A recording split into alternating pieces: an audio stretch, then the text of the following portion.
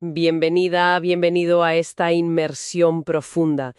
Hoy ponemos el foco en Harvey M. Cohn, quizá un nombre no tan conocido fuera de ciertos círculos, ¿no? Bien. Pero clave. Clave para entender cómo una parte del mundo evangélico empezó a mirar las ciudades, bueno, de otra manera. Exacto.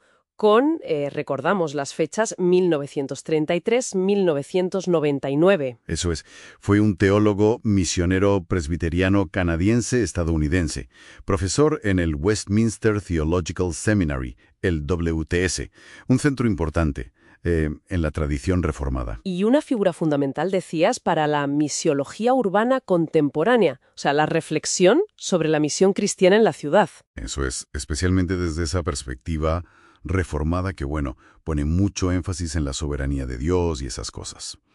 Vale, pues nuestra misión aquí hoy, desgranar un poco su idea de la ciudad global, ver cómo intentó casar la teología con las ciencias sociales, algo que no era tan común en su entorno, la verdad. No.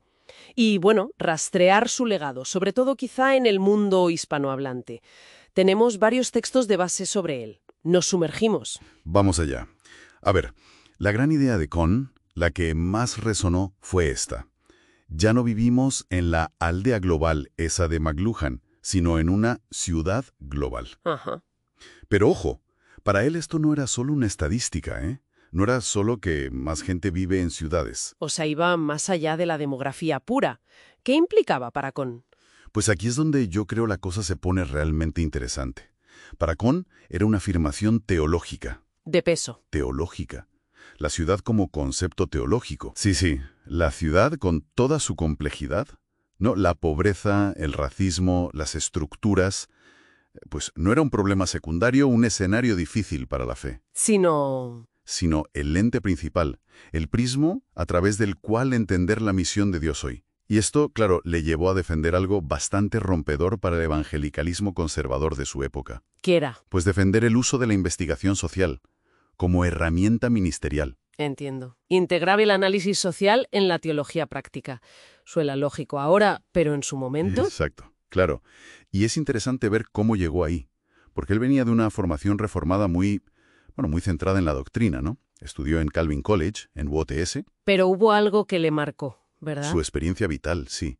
Pasó una década como misionero en Corea, del 62 al 72. Ah, Corea en esos años, plena transformación, urbanización a toda máquina... Exacto.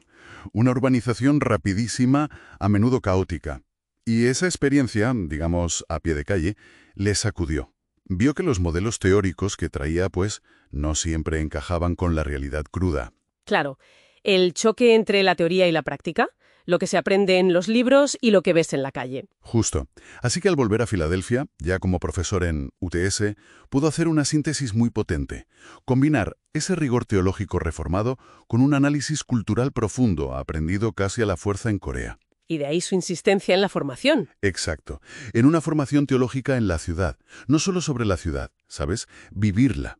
Y tenía una visión, bueno, más positiva de la ciudad. No solo la Babel bíblica, lugar de pecado y ya está.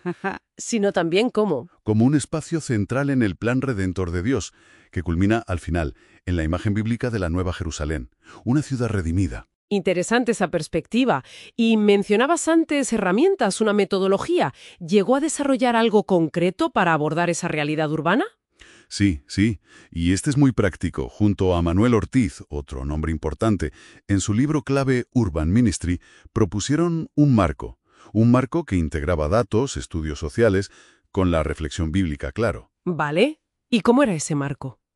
Pues lo interesante es cómo estructuraron un ciclo, digamos, de investigación-acción, con 3 fases, muy basadas en las ciencias sociales.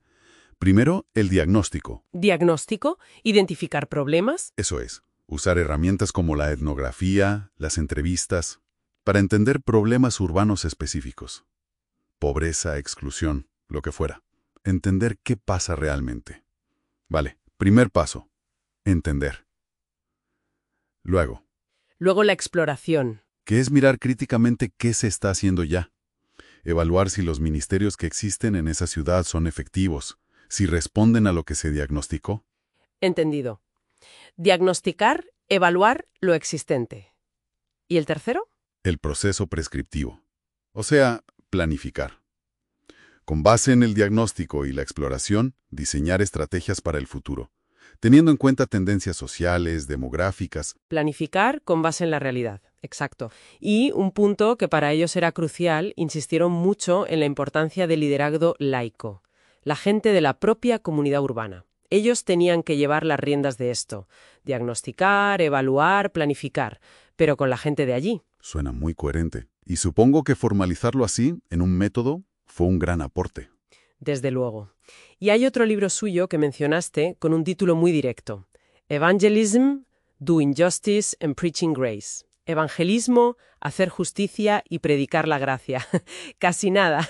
Sí, un título que lo dice todo, ¿no? Encapsula otra de sus grandes ideas. No separar la evangelización de la justicia social. Algo que a veces... Costaba en ciertos círculos. Claro, él validó teológicamente la acción social dentro de esa ortodoxia reformada, que a veces había sido más reticente. Y esto creó puentes interesantes con movimientos como la Misión Integral Latinoamericana, gente como René Padilla, Samuel Escobar. Aunque desde su propio enfoque, ¿no? Sí, siempre desde su marco teocéntrico, con Dios en el centro. Se diferenciaba de enfoques que él consideraba quizá demasiado centrados en lo humano o demasiado politizados. También trabajó mucho la idea de contextualización, por ejemplo en Eternal Word on Changing Words. Contextualización. O sea, Cómo aplicar esas verdades bíblicas que se consideran permanentes, inmutables, a culturas y contextos que están cambiando todo el tiempo. Un desafío constante. ya veo, unir lo eterno y lo cambiante. Y todo esto, ¿cómo llegó al mundo hispanohablante? ¿Se notó su influencia por ahí? Sí, sí que se notó. A veces de forma directa, otras más indirecta. Algunas obras se tradujeron, como Teología Contemporánea en el Mundo, que se usó bastante en seminarios. Ajá. Pero yo diría que sobre todo fue la metodología de Urban Ministry, ese ciclo de diagnóstico, exploración y prescripción, la que caló. Influyó en la forma de pensar y de hacer pastoral urbana en muchas partes de Latinoamérica. O sea, más el método que las obras completas, quizá. Posiblemente. Tuvo ese doble papel, ¿sabes? Por un lado, dar herramientas prácticas muy útiles, y por otro, ofrecer una perspectiva teológica crítica, por ejemplo, cuestionando lo que él veía como tendencias antropocéntricas, demasiado centradas en el ser humano, en algunas teologías contemporáneas. Defendiendo siempre la primacía de Dios. Exacto. Y una cierta separación o distinción al menos entre la teología y el activismo político directo. Era su línea. Vale. Entonces, si tuviéramos que resumir la esencia de Con, lo que nos deja, ¿qué sería? Pues yo diría que nos deja un modelo. Un modelo para mirar la ciudad sin miedo, ¿sabes? Armados con una fe profunda, sí, pero también con un análisis riguroso de la realidad. Una llamada a no desconectar la teología de la calle, ¿no? Eso es. Su gran legado es esa síntesis entre rigor doctrinal y compromiso social práctico. Y sobre todo esa metodología, diagnóstico, exploración, prescripción, que sigue siendo muy relevante. Nos recuerda que entender científicamente los problemas urbanos es parte de la misión, parte de la respuesta de fe. Una combinación potente, desde luego. Y nos deja pensando, ¿no? Si Con nos animó a usar la ciudad como lente principal, ¿qué realidades complejas de nuestras ciudades de hoy se nos están escapando? Buena pregunta. Pienso en la soledad, la precariedad digital, las nuevas formas de exclusión.